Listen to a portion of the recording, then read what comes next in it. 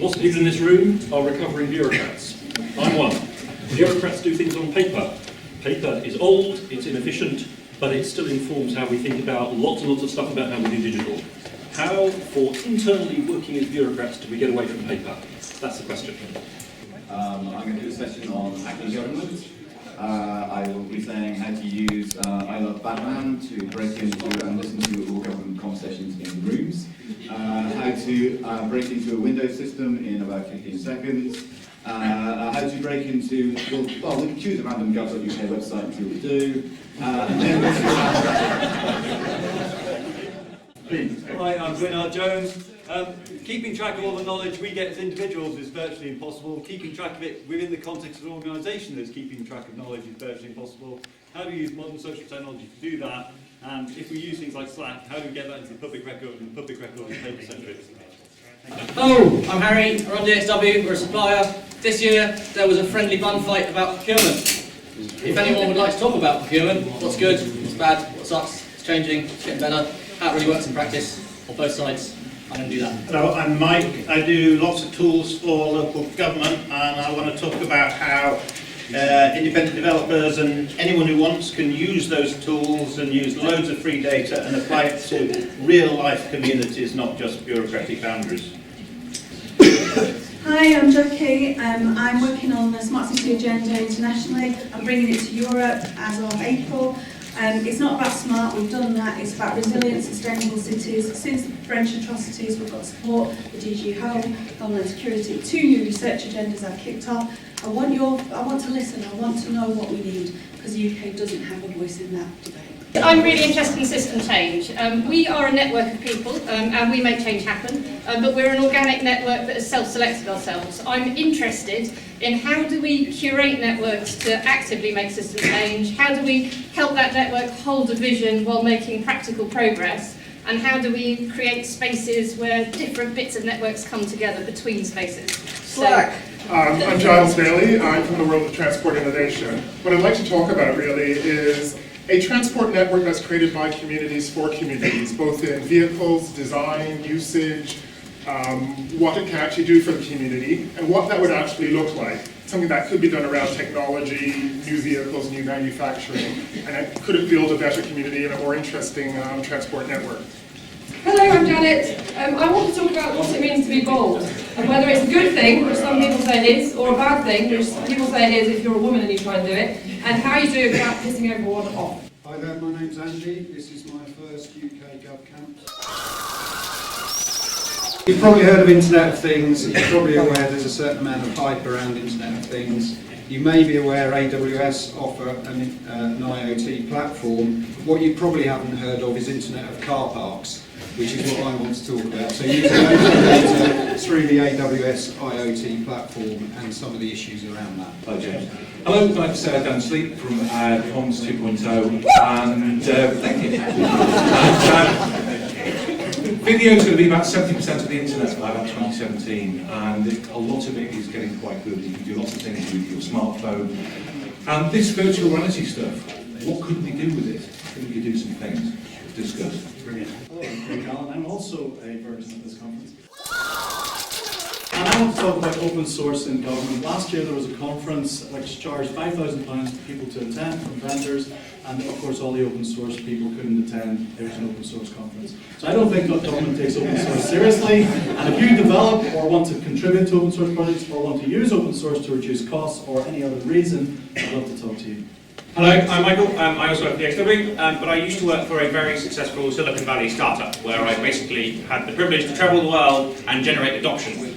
And during that time I learned a lot of tips and tricks that I want to share that you can basically use on Monday morning to take some of the good things you learn today into the office on Monday and generate adoption and get those ideas off the ground.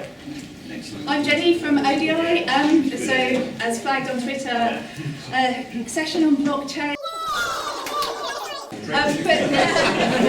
There was a report out on Tuesday by Mark Warport. It said that government should be investigating blockchain. I think some of the ideas in it may be good and some of them are really awful. And maybe we can talk about what good projects might look like and what we can do and should do. Yeah. Brilliant. Hello, I'm Ellen. I'm also from the Open Data Institute. This time last year at UKGovcamp, we said, what would an open data board game look like? How can we talk to people about data and how you can use it to generate impact? This year, we have a prototype. As you can see, it's very far advanced. The design particularly simpling lines. If you'd like to come and play the open data board game, put your hands up. I see at least one person. I'm David from UKGovcamp Computing. I'd like to talk about opening up data sharing across the public sector. Did an interview with Chief Executive of Coventry Council this week, who said that the biggest inhibitor to digital transformation is not technology, but data sharing. So how do we sort it out? Jessica from Cable. So lots of talk about technology, everyone's very enthusiastic about digital services, but what about people? I want to know why we're not talking more about the people and the teams who actually build this stuff. It seems to me that government is generally pretty bad at recruiting people into permanent roles, and so those gaps tend to be filled. In the past, they used to be filled by big evil systems integrators. Nowadays, it seems like there are a whole lot of contractors out there. Is that the right way to build digital services? Should we be putting more permanent teams together? What's the right balance between flexibility and getting the right people in? I'm Ben. I work at GDS. I'm the product lead for government as a platform. The government digital service. I'm the product lead for government as a platform, which I'm sure everyone in the room has heard of. I'd like to do a session to talk about hopes, fears, thoughts, what you think it is, what you think it isn't, all of those sorts of things. Brilliant. Thank you. Who's interested? My name's John Sheridan, and each year I come to GovCamp and generally I do a really niche session about something to do with legislation and digital, and I'm going to do one of those. It's the last time for a while I'm going to do something like this around legislation and digital. Okay. It's a story of 750 years, how we've arrived at where we have and where we might be going when digital meets the law.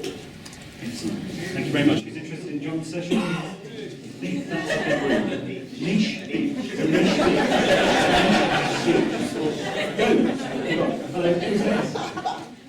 Hi, I'm James. First time here, lovely to be here. I want to talk about the importance and the power of fun on Agile teams. How do we create highly motivated, fun cultures on Agile teams? We can discuss that, and I can talk about my greatest claim to fame, which is getting the Pastor of Fun recognised this year as an unofficial role on the new Prince 2 Agile flavor.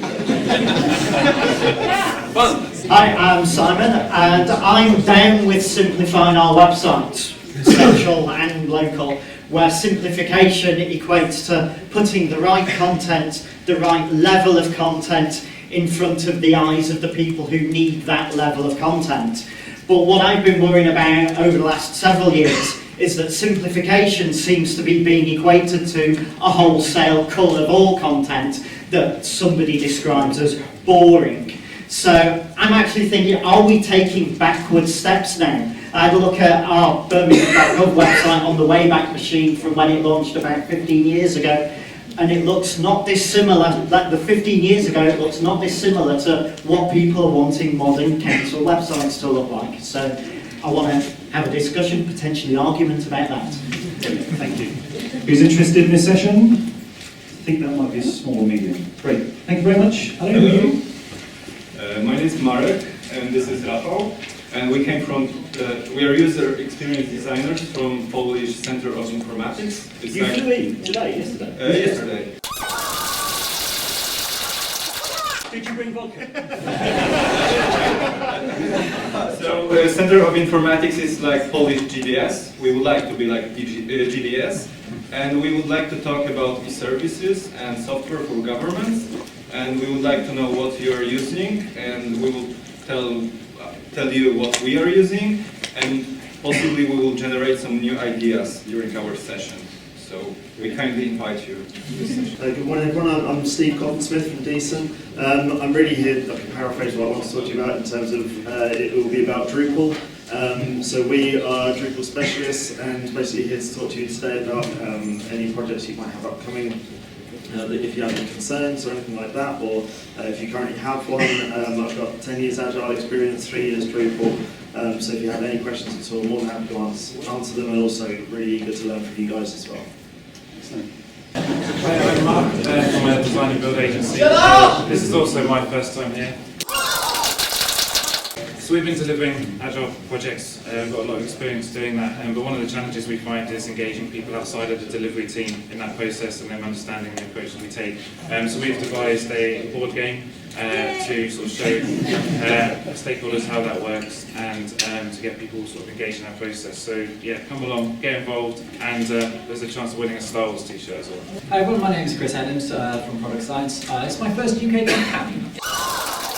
I'm also the world's least convincing Berliner, so I came here yesterday. I'm actually working with some people in London to basically find ways of modelling demand for services and that the government provide. And usually that lives in spreadsheets, and we're looking at ways of making that much more open. So building models which would be open sourced and allowing that, making that explorable and things like that. I'd really like to speak to other people who see how they currently model demand for services and travel and things like that, because it's part of what I'm doing at the moment, and I figured this would be a good place to learn. If anyone's interested, please talk to me. Hello, my name's Graham, I'm from Oxy and I'm a coder. What does Oxy stand for? I don't know. And as a coder I've been interested in Git and source control and tracking changes and sharing changes to software for a few years. I'm interested in talking about how that could get applied to open data. Thank you very much. Using tools such as GitHub and what that all means for modern processes. Excellent. Hi, I'm Rose. I'm a user researcher at DXW, and I'd like to run a session on research making things, not 100-page reports.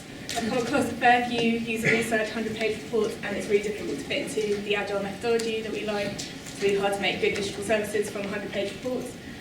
No one likes to read them every morning, so if you would like to come and talk about how to do that cheaply, effectively, then... Hi, I'm Pauline Roach. I work for our organisation, Social Enterprise. I'm calling my session "Why We Hate the Voluntary Sector." It feels like you, whoever you are, do, and there's a lot of debunking myths to be done, and we all have to work together because we want a better life anyway. So that's what I want to do. Can I pitch another one? Yeah, go on then. Okay, and the second one is about a tool I discovered called Devil, determining the value of information literacy. There's a tool online, it's a spreadsheet. If anybody else wants to have a look at it just to discover what it does, because I think it'll be handy again to all of us. I've tweeted about it. I'd like a session on that too. Hi, I'm Tracy. I work for Parliament's Digital Service. I'm working on a digital strategy for Parliament, and one of the things I'm interested in thank you. One of the things I'm interested in is digital capability, particularly for MPs, not only because they need to interact with their constituents, but also because they're making decisions, which mean that they need a basic level of digital understanding, which perhaps they don't have. So that's what I want to do. Brilliant. How do we get them more digital? Good morning, everyone. Thanks for inviting us. I'm Anya McGuire from Scraper Wiki, and I'm interested in learning how government does budgeting for Agile. Everyone talks about Agile and how fantastic it is, and maybe it doesn't matter for the very big projects, but I think it's quite important when people start talking about money and how you budget for Agile, and what the processes are of people using internally, and can we learn from that? I'd like to learn how to do it. Excellent, thank you. I'm Helen, I'm from HMRC up north.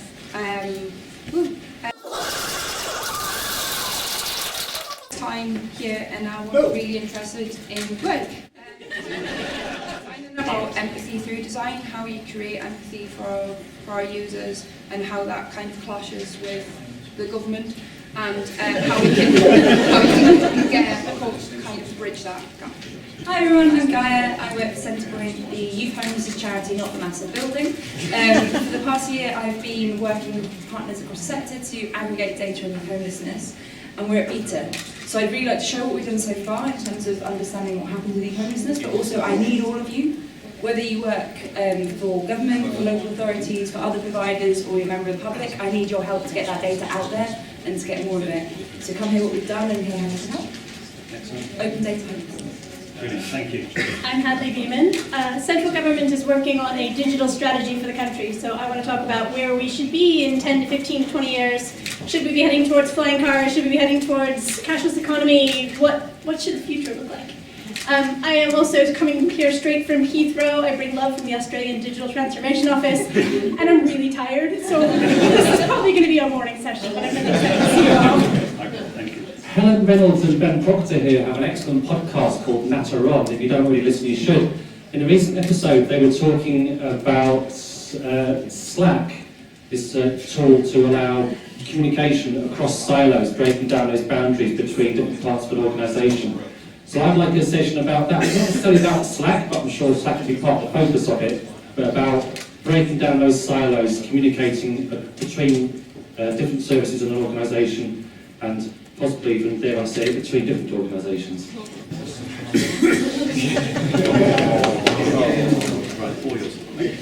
Hi, I'm Alex Bamford at Langry on Twitter, and I promised myself I wasn't going to pitch this year, but it's been a busy year, and I think we should all take maybe half an hour, 45 minutes to talk about the famous bloggers quitting, to talk about the changes that happened with the spending review, to talk about actually what's happened in digital, because I was starting to think it's my 5th GovCamp now, and a lot has changed, and it'd be nice just to have a moment just to think about that, and then get into an argument about whether central government should fund a local GDS. My name is Rob Lazars, I'm here from Kanoffs. I come from the land of unicorns, so I don't have to travel as far as our Australian colleagues, but pretty close. Without insulting our Australian and Polish colleagues, I think what we do here in the UK government is the best in the world. I think you're all awesome. We're doing the best thing ever in government digital. But how can we spread that to the rest of the government? So how can we help our Australian colleagues, our Polish colleagues, our colleagues all over the world follow our great example? That's what I want to talk about today. How can we spread our awesome to the rest of the world?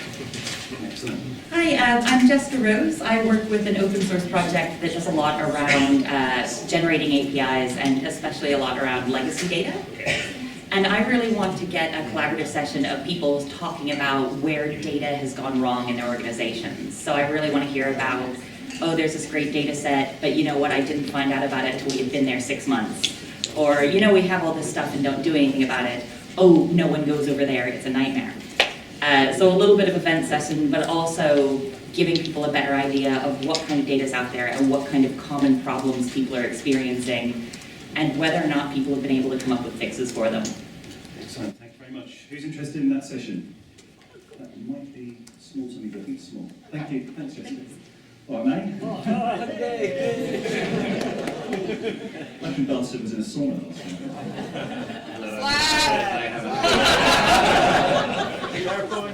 So I'm from the Satori lab and the bitcoins. Well, somebody got a bitcoin. Yes, £300 worth of bitcoin. And if you don't understand what that means, Graham Jones is here from Ireland, and he actually knows what this means.